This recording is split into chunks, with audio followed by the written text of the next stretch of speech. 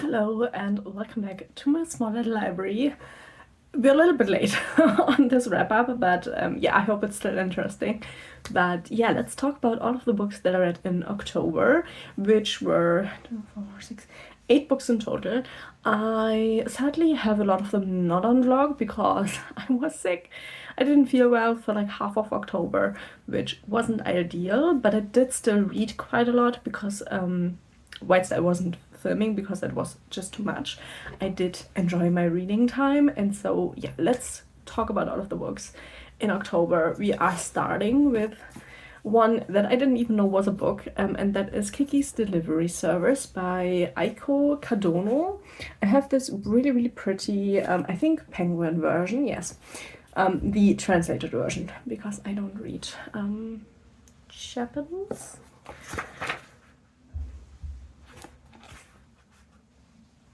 Yes, and the original published name is Mayo no Dakubin in 1985. So it's a really old book, actually. Well, really old book, actually, which I just did not know. But yeah, I bought this really pretty version, and I did enjoy the book. I gave it 4 stars.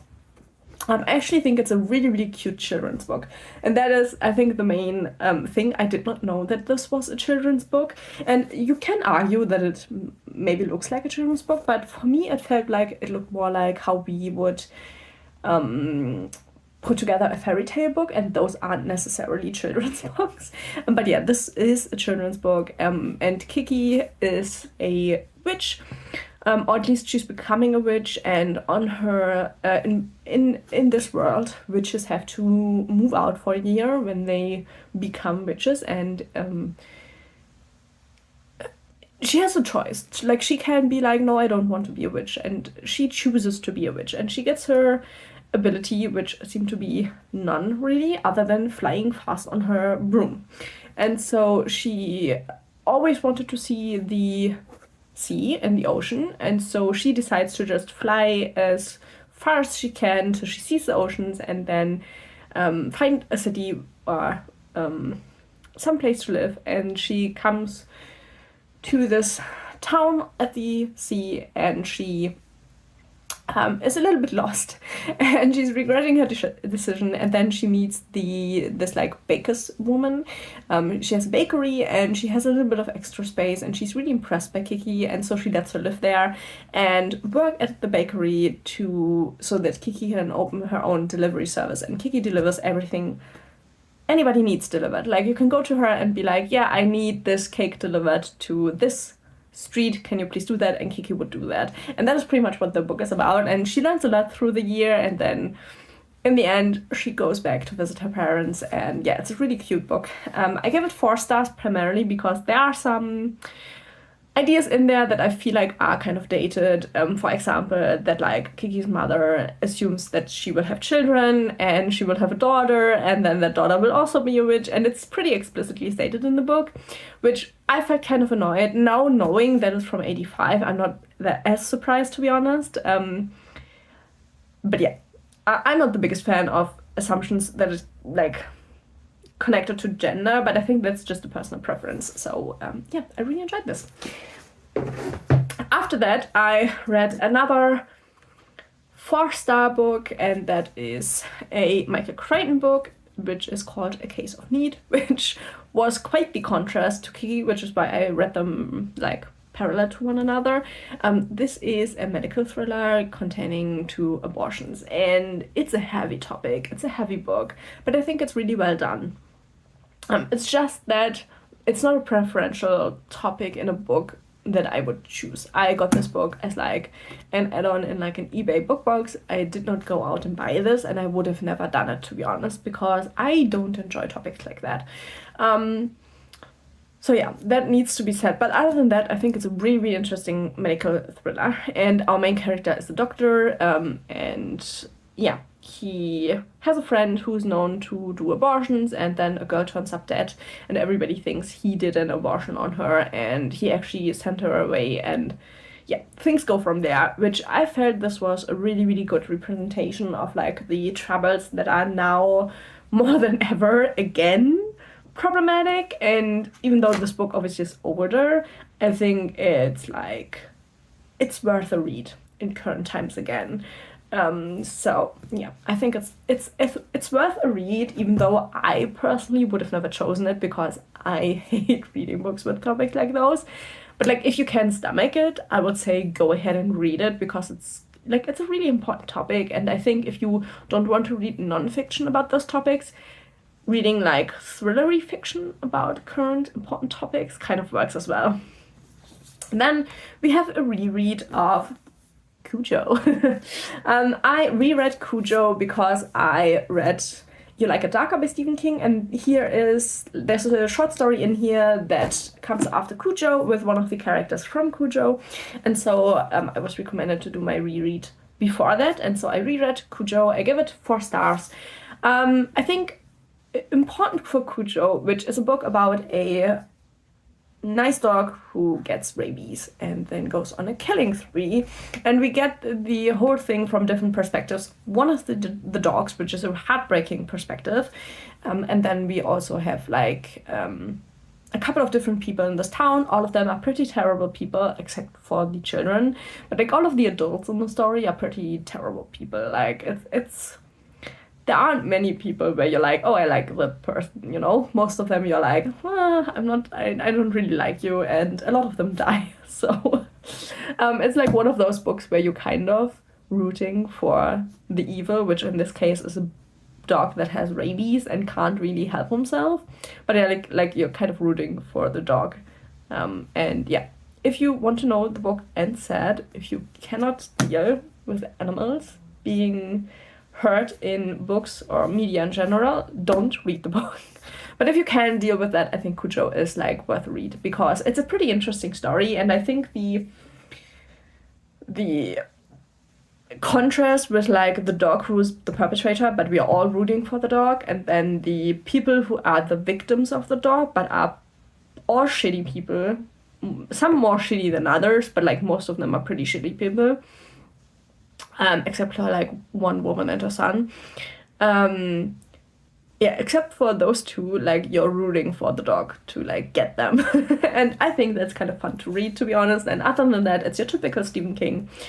Yeah, you know, you kind of know what to expect with a Stephen King. And then this, I did know what to expect, but it did still was kind of a weirder read. This one did get 4 stars from me. It is a short story collection that seems to... You Like It Darker seems to be a quote of a song, or like containing to a song. And it's also... In the afterword, he does say, you like it darker, fine, so do I. I think what is important to know, which I think kind of goes missing if you look at this book, is that this is about human darkness. Most of these stories contain to human behavior, situations that humans find themselves in, and the darkness that comes with that, in like supernatural aspects a lot of the time.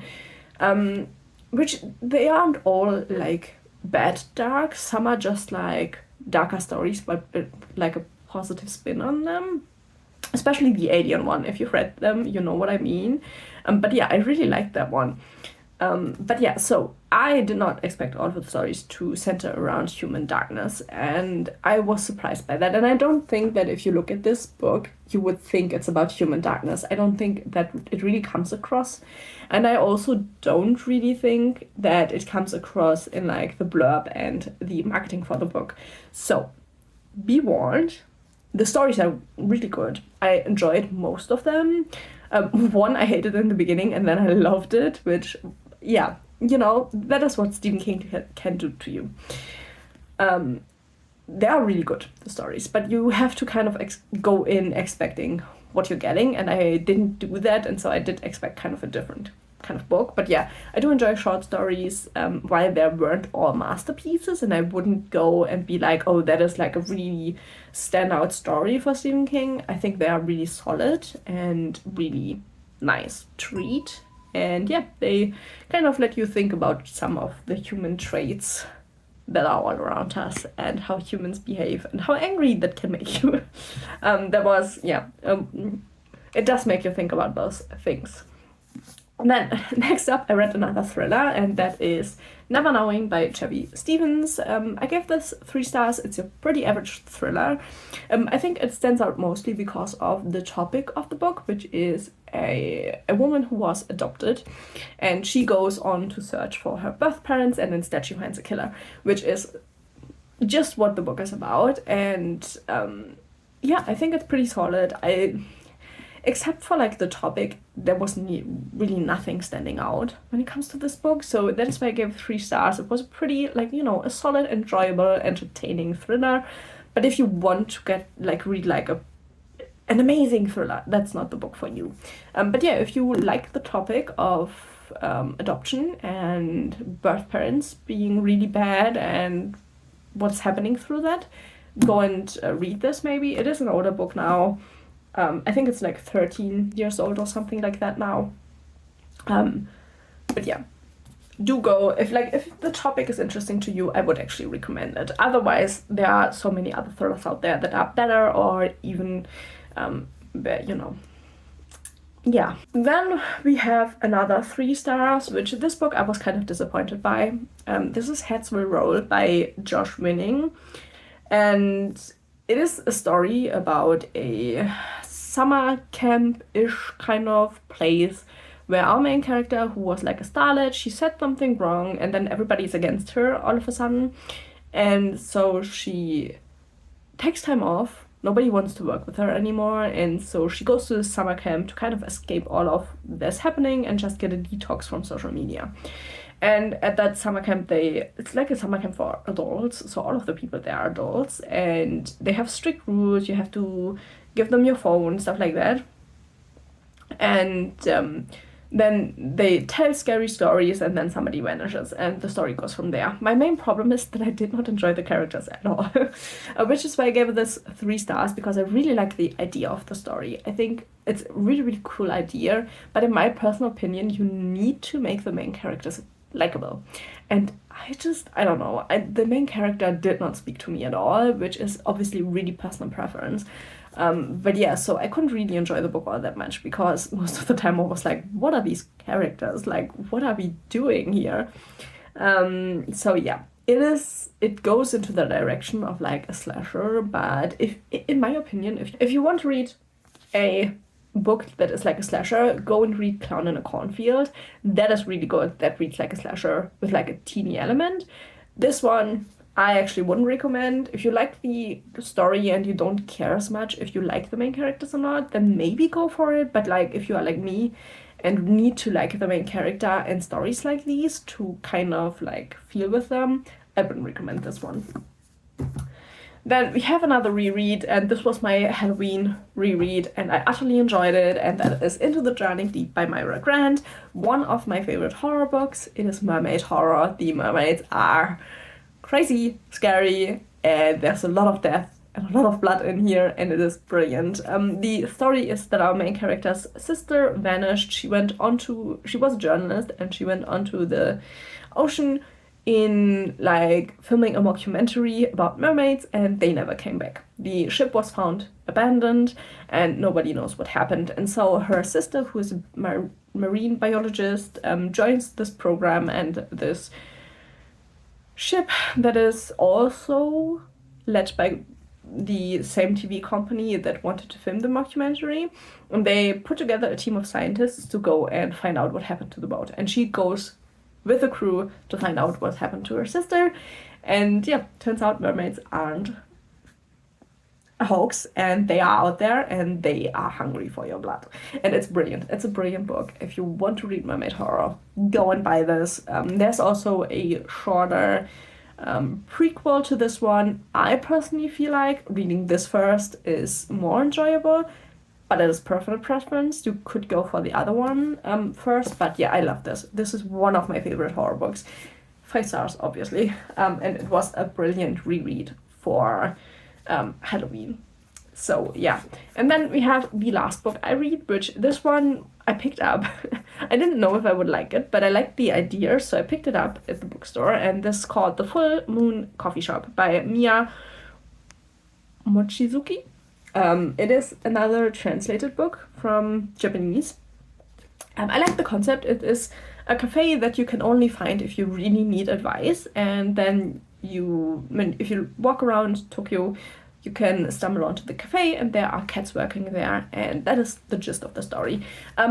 What I did not know is that this is primarily a book about astrology and star signs and stuff like that, which I do not believe in. So it was rather an awkward read for myself personally. So I gave it 3 stars. I don't seem to enjoy books like that because obviously I don't believe in it, and it has a lot to do with like, oh, it's preordained, you know, if you are born in this moon, then you are a personality like that, and I just cannot get on board with that. So I like the story. It's a cute story. You know, we have all the characters kind of know each other that stumble onto the cafe, and the book is made up of like somebody finds the cafe, they talk through a situation, and then they go away, and then we get the next story, and that is how the book is kind of set up, and all of the people like know each other, kind